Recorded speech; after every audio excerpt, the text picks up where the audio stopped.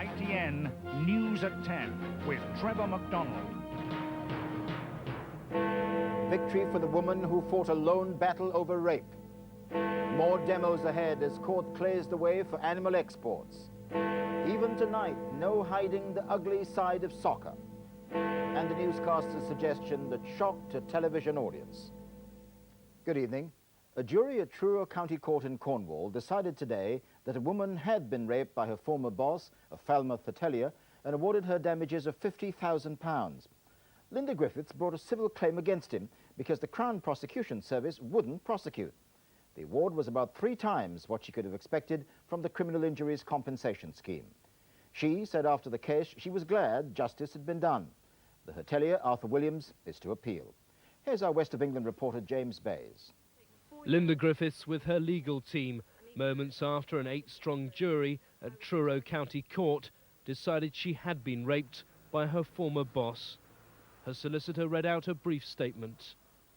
Even though it was a traumatic experience, I was determined to see it through to the end.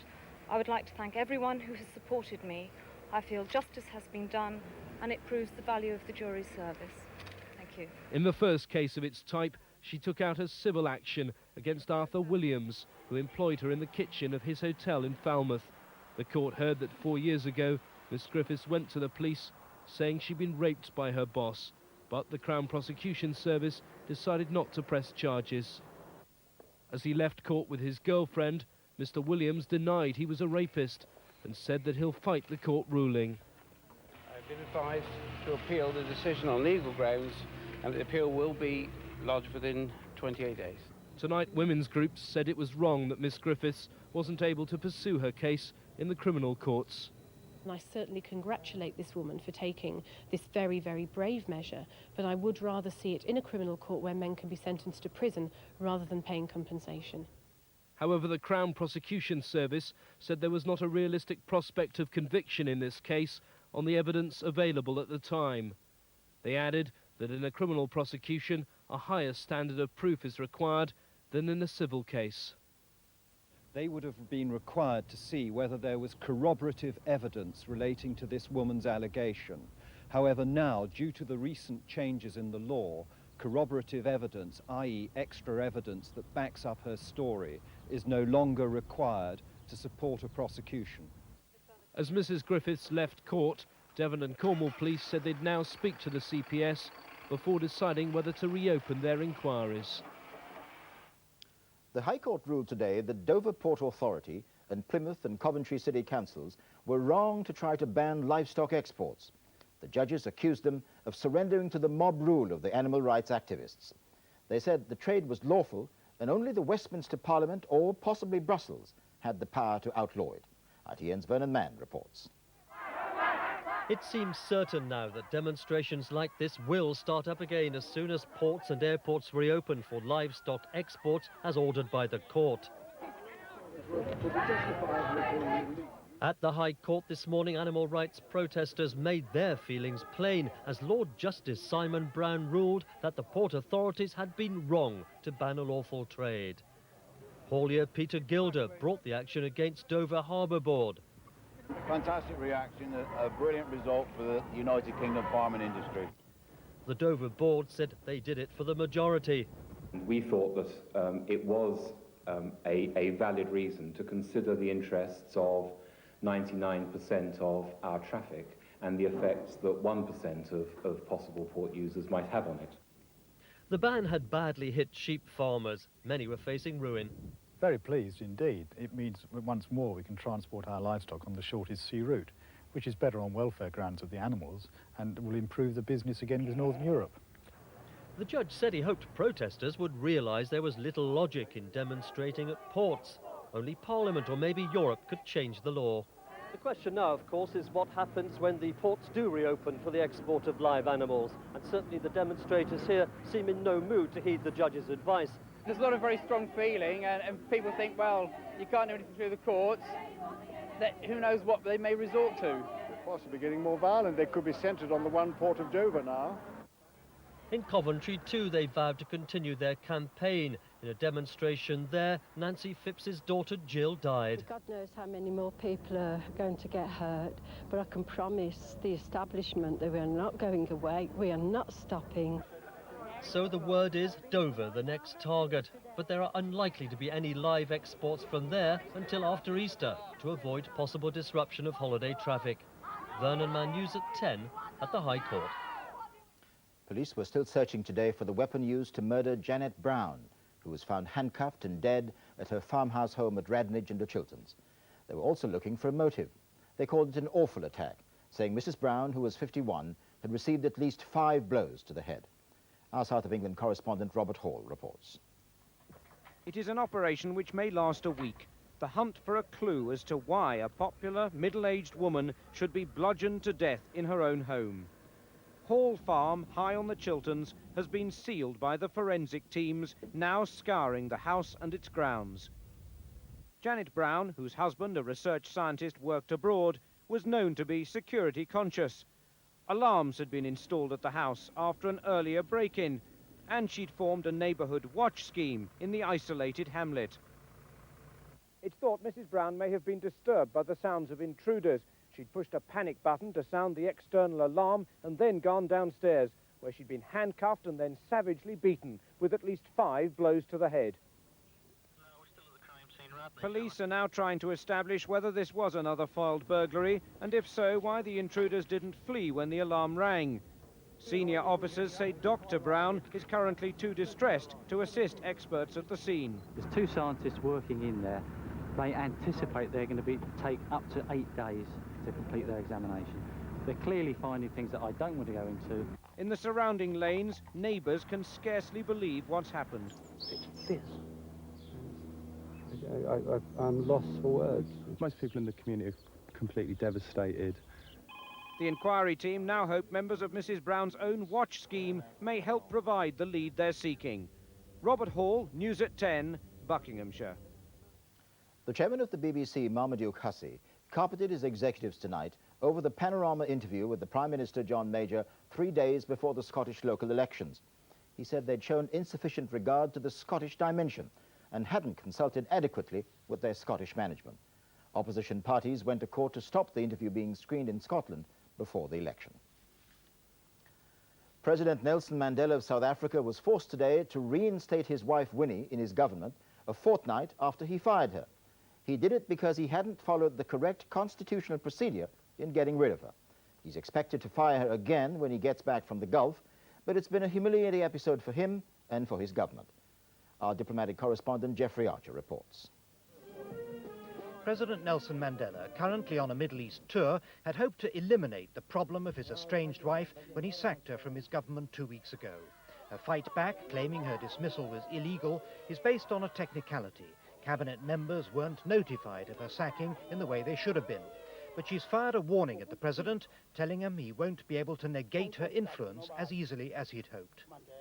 President Mandela parted from his wife in 1992 after she was convicted of kidnapping and assault. For the first 11 months of majority rule, he tolerated her as a junior minister. Despite police searches for corruption evidence at her house, she remained politically popular. To have sacked her finally and then be forced to reinstate her is a blow to his prestige. The consequence of Mrs. Mandela's reinstatement, albeit on technical grounds, has the effect of politically embarrassing and somewhat weakening both the government as well as President Nelson Mandela himself. It's assumed Winnie Mandela will be sacked again once the full legal procedures have been gone through. But although out of the government, she won't be out of politics. No! I will never leave the ANC! The worry for President Mandela is that the mix-up over Winnie's dismissal may well strengthen her support in the townships, where there's growing opposition to his government because blacks have seen few material benefits from majority rule. European Union ambassadors made no progress at all in Brussels today in their fishing dispute with Canada. The water was further muddied by 2 more demands by Spain. And Canada is not the only country now prepared to pick a fight with the Spanish fishing fleet. Our Europe correspondent Jonathan Monroe reports from Brussels. The trawler Road arrived in Galway today, one of 4 Spanish vessels under arrest in Ireland for suspected illegal fishing. Seemingly all over the world, tempers on the high seas are rising. Off South Africa, an 18-man Spanish trawler crew was arrested after their nets were measured, 13 miles long and of a sort which are illegal in South African waters. The Spanish captain of the Sistro is out on bail, and there's no sign either of a settlement in the biggest dispute of them all, Spain versus Canada in the rights to fish the North Atlantic. European Union ambassadors had seemed confident this morning that they could reach a settlement. Well, I think there is now complete agreement on the enforcement regime, complete agreement on how much fish should be caught, and all we need to do is finish the division between the two sides of who catches that fish. But by the time the Spanish envoy emerged from the talks, spanners were firmly in the works. I have nothing to declare. Negotiations are going on. Spain now wants any deal to include compensation for the Eyre, the vessel impounded by Canada last week. And they want any deal to cover other countries' quotas, such as Russia and Poland. It's concern about falling stocks of Greenland halibut off Newfoundland, which has limited the amount available for fishermen. Last year, Spanish fishermen trawled 44,000 tons, but that was exceptional, and the Canadians took 4,000. The deal now on the table would limit fishing to 27,000 tons in all, allowing 10,000 each to Spain and Canada, with the remaining 7,000 shared out mainly between Russia and Japan. Spain has the largest fishing fleet in Europe, over 19,000 vessels in all. And with no agreement about where they can work, there's an increasing danger that some of the crews at least will decide simply to go it alone, with or without diplomatic approval. Jonathan Munro, News at 10 in Brussels. And a small late development in the fish wars tonight. A Cornish trawler is reported tonight to have been detained in the French port of Roscoff for flying the Canadian flag. Still to come on News at 10 tonight. Red cards and fighting. And is this the goal that ends the Palace dream? Accepted but not forgiven, 3 paras returned to Belfast. And how one brave newscaster shocked her viewers. And just time for one very small and personal request. I hope nobody minds me doing this.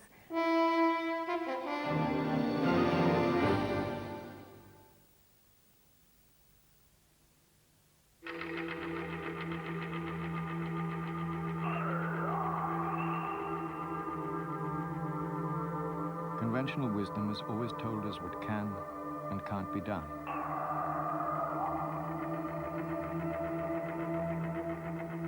If our engineers had respected convention, an innovative, lightweight V6 would never have been produced. And this car wouldn't exist.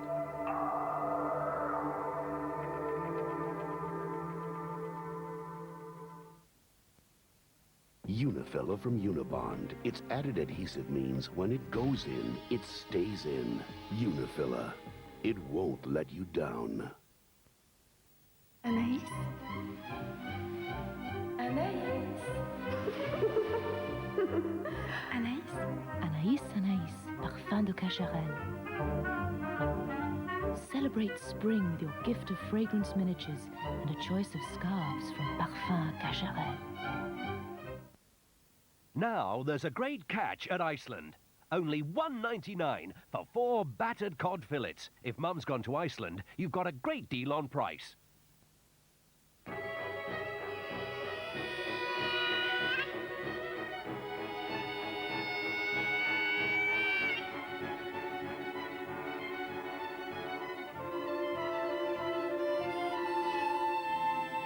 New Nurofen Plus helps you get to pain before pain gets to you. Nurofen Plus codeine equals dual action relief.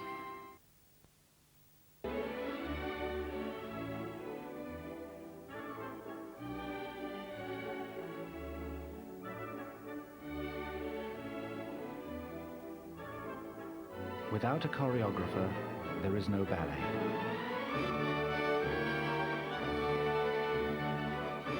Without Hellmann's, there is no salad. Original, creamy smooth Hellmann's. The only mayonnaise.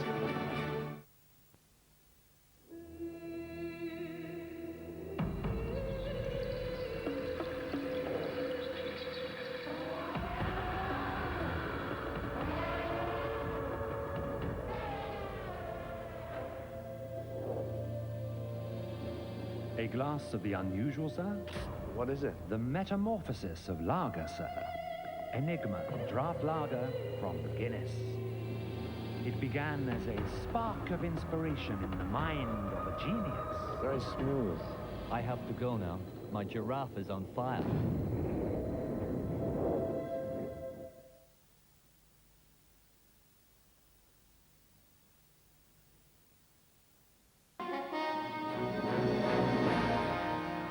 Welcome back. It was billed as a game to highlight the happier side of football.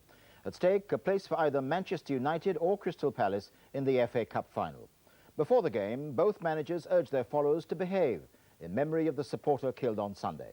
The fans did their bit, but on the field it was the professional players who once again showed the ugliest face of football. ITN's Eric McInnes reports from Villa Park. With the eyes of the football world on Villa Park this evening, many supporters, including those travelling from Manchester, were aware of the need for peace after Sunday's violence. When we get there, good atmosphere, around with the Palace lads. I'll certainly shake some of their hands. It's up to them. In Birmingham, West Midlands police were taking few chances. They mounted the biggest operation at a football game for many years, with some 700 officers on the street to stop trouble. I can't legislate for every eventuality, but the plans are well laid. They've been well tested because we're used to big matches here. Before the kick-off, there was a minute's silence for the man who died last Sunday, and all players wore black armbands. But in the end, what trouble there was tonight took place sadly on the pitch, but not before Manchester United had gone ahead with two fine goals. First, from Steve Bruce.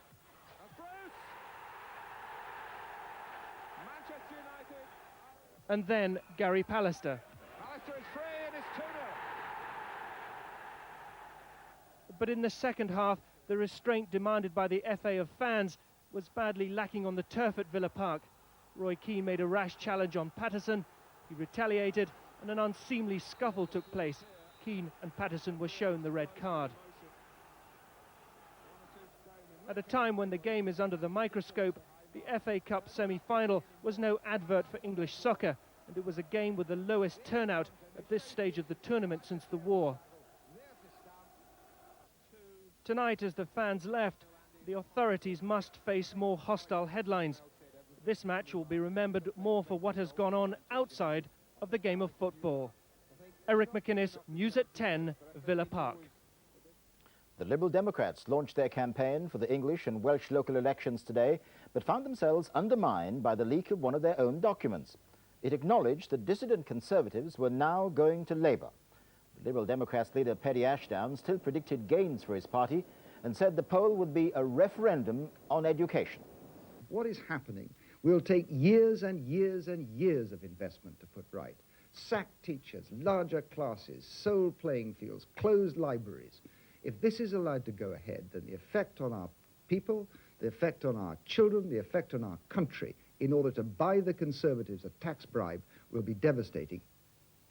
The terrorist ceasefire has triggered a gradual withdrawal of British troops from Northern Ireland. But some veterans who served there down the years of the Troubles have been drawn back, like 3 former members of the Parachute Regiment, who appear in an ITV documentary tonight. Our Ireland correspondent Tom Bradby reports on what they found. Many soldiers have served in Northern Ireland. For the documentary programme Counterpoint to be shown on UTV tonight, 3 former members of the Parachute Regiment agreed to come back. A bit different from arriving on an LSL, driving off the docks. And no weapon. And no weapon, yeah. One of the men, Dave Longstaff, first came here in 1969. He was given tea and breakfast on the Falls Road. The men were apprehensive but impressed. Well, it's quite amazing at this time of night. They all agreed to meet Sean Riley, whose daughter Karen was murdered by Private Lee Clegg. Mr. Riley wanted to know if Clegg felt any remorse. The men couldn't provide an answer, but both sides appeared to benefit. From me to, instead of seeing somebody in uniform, to realise now that there is a person behind that uniform. No, just, you know, it was, I do feel sorry for you. You know, and like if it was my daughter, you know, I don't know how I feel. You know, I'm most probably exactly the same as you do. They also agreed to meet relatives of those killed by the Parachute Regiment on Bloody Sunday in 1972. Dave Longstaff was involved and he was apprehensive. His fears were well-founded. The meeting was acrimonious. Please address me and John and tell us the truth of what you felt or thought or what you believed to be. I'm not, no, on the whole, the troops were good troops. Like you say, we may have had one or two rotten eggs, or miscarriage of judgment, I don't know. The men also made an emotional pilgrimage to Warren Point, where 16 paratroopers were killed in 1979. It's not clear what conclusions one can draw from this trip, except to say that, although peace may have come, reconciliation is not always easy, and many wounds will remain open for a long time. Tom Bradby, News at 10, in Belfast. Detectives in Yorkshire have found the body of Lindsay Reimer, the 13-year-old schoolgirl who went missing after going out to buy a packet of cornflakes. Police found her body in the Rochdale Canal close to Hebden Bridge, just 2 miles from where she was last seen. Her parents had made a number of emotional pleas for her safe return. The traditionally moderate Association of Teachers and Lecturers has voted to ballot its members on industrial action. They're unhappy about rising class sizes and claims we are returning to the dark ages of education. And more trouble for the Channel Tunnel's Eurostar train service today. Almost 300 passengers were stranded for 4 hours when the train's power arm became entangled in overhead cables. Coaches were used to complete the journey from Paris to London.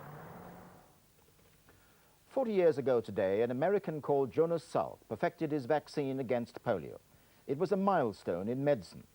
Polio, or infantile paralysis, which had killed or crippled tens of thousands of people, was suddenly no longer a serious threat in countries like Britain. Our health correspondent Anya Sitharam reports. Steps to immunize the whole population, more than 300,000, were swiftly taken. Polio was once a childhood scourge, yet in Britain, in a few decades, it's virtually been consigned to history thanks to mass immunization.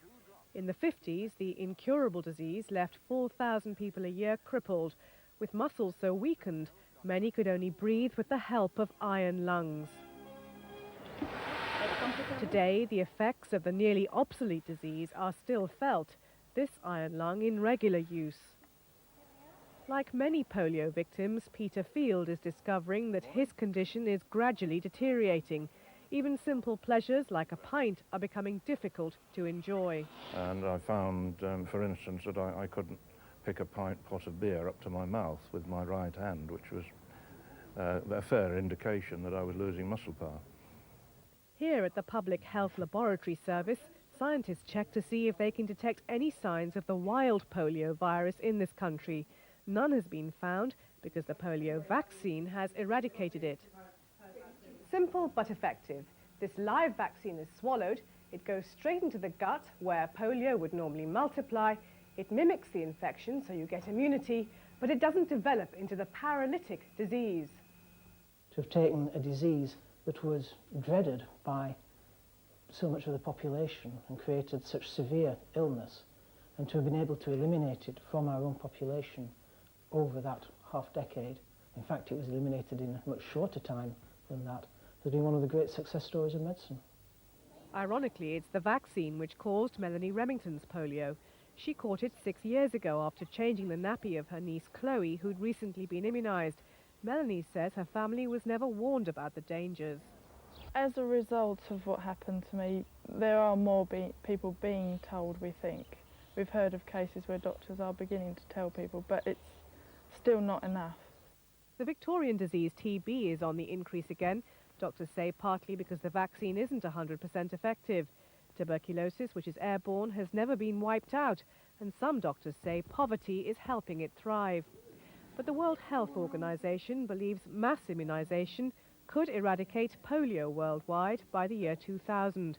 But with 100,000 new cases each year in Asia and Africa, Many believe that target is too ambitious.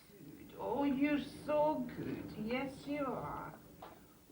Tonight's other soccer news. In the FA Premiership tonight, Arsenal now face a fight against relegation after being beaten by Liverpool 1-0. A single goal also secured victory for Nottingham Forest against Norwich. And Chelsea again failed to beat their home league jinx. They were beaten 2-0 by Southampton. Plenty of goals in the Scottish Premier League as Kilmarnock beat Hearts 3-2. Tonight's main headlines again. A woman who brought a private prosecution for rape after the Crown Prosecution Service decided against it has won her case. Linda Griffiths, who said she'd been raped by her former boss, was awarded damages of £50,000. And tonight's FA Cup semi-final replay was marred by fighting on the pitch. 2 players were sent off. United beat Palace 2-0. And finally, the last item on West Country Television's late news bulletin last night came as a surprise even to its editor, let alone the viewers. And it put a man called Mike seriously on the spot. ITN's Howell Jones explains. Good evening. The top stories from the West Country tonight. Maybe it was the soft lights of the studio, the lateness of the hour, or a simple surplus of passion, but something, some impulse persuaded newsreader Linda Ward to pop the question to her boyfriend live on air. Just her, her beloved, and a few thousand viewers. And just time for one very small and personal request. I hope nobody minds me doing this. Mike, I love you very much, and I'd like you to marry me, and I want to live with you and live with passion. I'll tell you his answer tomorrow evening. From me for now, good night. And today, Linda Ward and Mike Sagan faced the cameras, Linda reliving the most romantic ad-lib in television history. It was a total spur of the moment, adrenaline rush, and I was very scared, but I wanted to do it. And so I did it, and I hope that people in the West Country will understand that I just wanted to share the giddiness and the happiness that I was feeling, and I hope that's come across. Mike will give his answer to the small screen's decent proposal on West Country Television after news at 10. But colleagues have hinted Linda and Mike are heading for the big day. Mike demanding the right of reply with passion. That's it tonight. We're back tomorrow. From all of us here at ITN, good night.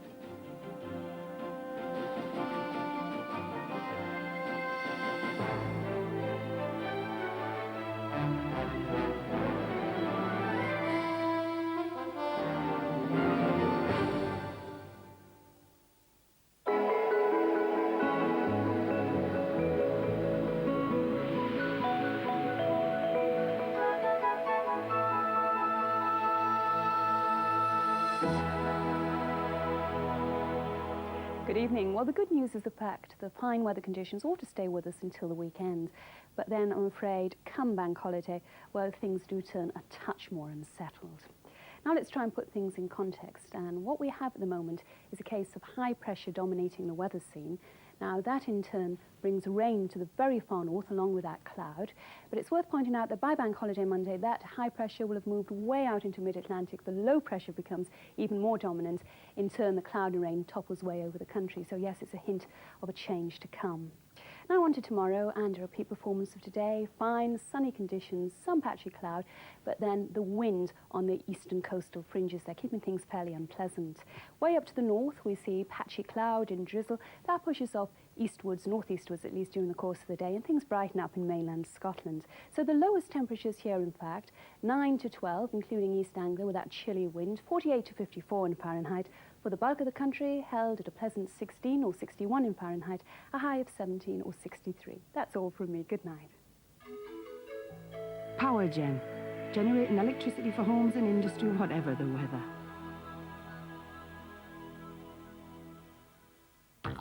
The baseball ground was the venue earlier this evening for an intriguing First Division clash between Derby County and Wolverhampton Wanderers. Central Sports Special has the highlights of that match after Central News.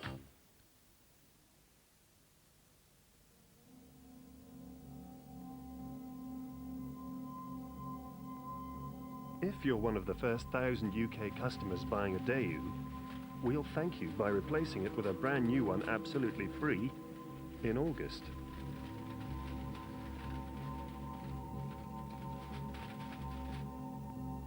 Want your new car replaced in August? That'll be the Daewoo. forget the first time I discovered paradise. I fell in love with the exotic sensation. It was so moist and tender, and I realized I was surrounded by paradise. And once you've tasted paradise, you never want to leave. Bounty, the taste of paradise.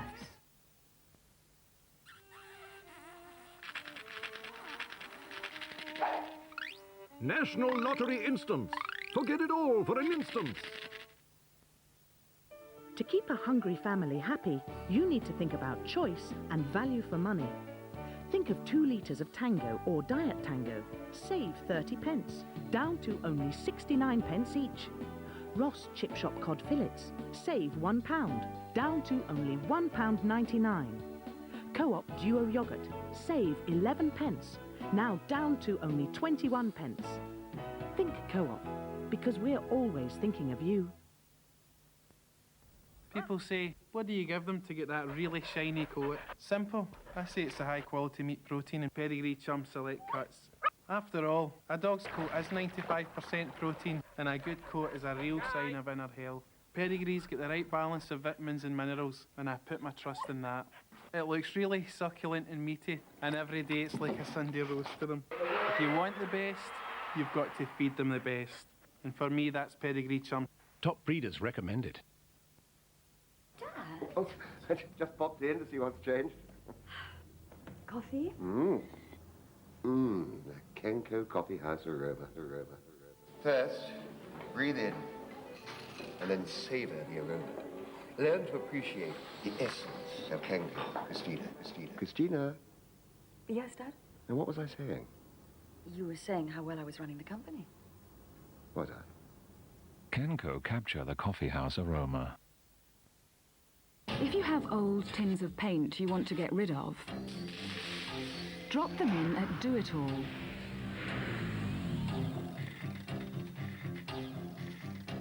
And for each one, we'll give £1 off each new tin of paint you buy.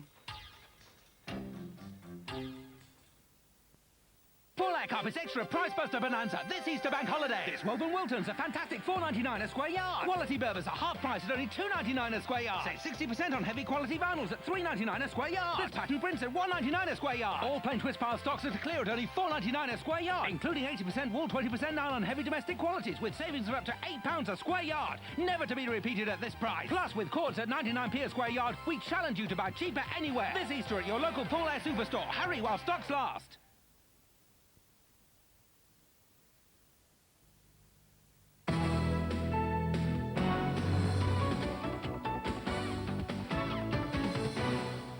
Good evening from the Central Newsroom. Animal rights activists have reacted angrily to a High Court decision to allow the export of veal calves from Coventry Airport to continue. They say their campaign goes on. The live exports go on. So do the protests, both in London at the High Court and in Coventry. After the judge's ruling, demonstrators blocked the road outside Baggington Airport. 2 High Court judges said there could be no justification for banning the export of veal calves from Coventry, and they criticised what they described as surrendering to illegal protests. Coventry City Council, who run the airport, had tried to halt the flights. The move came after the deaths of 5 people when one of the planes crashed. It also followed protests at the airport and the death of animal rights campaigner Jill Phipps. She was crushed by a cattle truck. Protesters say they'll step up their fight. They're going to be bigger and better protests, and we're going to go on longer and longer until we win. The veal exporters, Phoenix Aviation, call for an end to the demonstrations. There isn't a day in the last 5 months when the individuals here have not faced death threats, bomb hoaxes. It's time it comes to a halt. Coventry City Council say they'll comment at a later date. The protesters made their feelings clear today. They won't be giving up.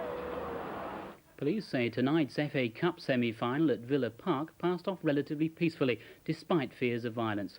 29 fans were arrested and 3 ejected from the ground. They came by the coachload.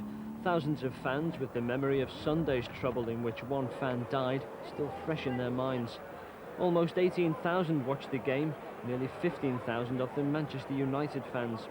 It appeared that Crystal Palace supporters had heeded the appeal by the club to boycott the game, coming just days after the death of a fellow fan. Just over 3,000 bought tickets.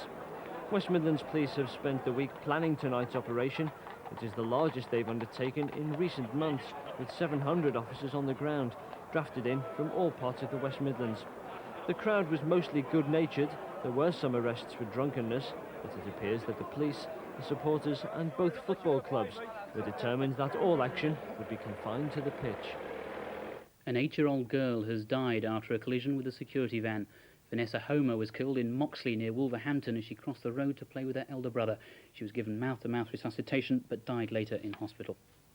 Unemployment is down again, with the number of people out of work in the West Midlands falling by 2,700 in March.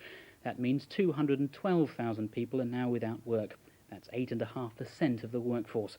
It's the 18th consecutive month that the jobless total has fallen. Central Broadcasting has announced the site of its new headquarters in the centre of Birmingham. Work begins tomorrow. This is where Central's new headquarters is to be. In 2 years' time, the site in Gas Street in Birmingham, near the International Convention Centre, will be transformed into Central Court. The £15 million development will house around 300 workers. That means 94 staff currently employed at Central's Broad Street site will lose their jobs. The job losses will be mainly as a result of us subcontracting site support services. So we won't directly employ the people who, for example, clean and secure and cater the site. The new site will be the headquarters for Central Broadcasting. There'll be 700 hours of programming made out of it, including news. There'll be a lot of Carlton UK broadcasting staff, and it confirms our commitment to the heart of the city. Demolition work at the Gas Street site will begin tomorrow. Finally, an enterprising butcher is offering customers an unusual delicacy. He's begun selling cooked locusts. Wolverhampton butcher Ron Creswell is used to pushing back the boundaries of good taste for the region's carnivores. He specialises in exotic meat such as crocodile, bison and kangaroo. But his latest import looks set to encounter solid consumer resistance. He started selling African desert locusts cooked in sesame oil. For a long time now we've tried to be different. We sell alligator, crocodile, ostrich. We're always looking for new lines. And African desert locusts came into the country, so we thought we'd be one of the first to try them. It's novelty value more than anything at the moment, but they are very, very nice and very nutritious. Locusts are a delicacy on the tables of the Middle East and Africa, and today some of Ron's customers got the chance to find out why. It's all right. Would you recommend it? Yeah. Would you ever eat locust? No chance. Oh, are they good? They're all right. Apart from the appearance, there's another disincentive to eating locusts, the price. At 70 pence each, there's not much chance Ron will be plagued by customers. Not from me, thank you. That's it from all of us here. A very good night to you.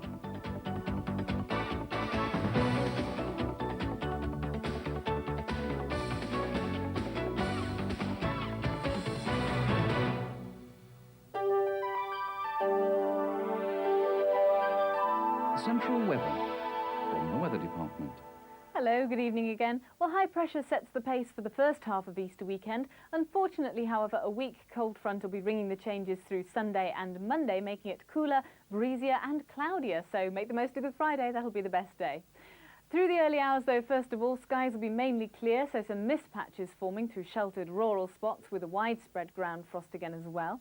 Tomorrow, any of that early mist should soon be dispersing. It's going to be bright but chilly and will evolve into another fine, dry day with even more sunshine about for the afternoon. Temperatures similar to today's, around the upper 50s Fahrenheit mark.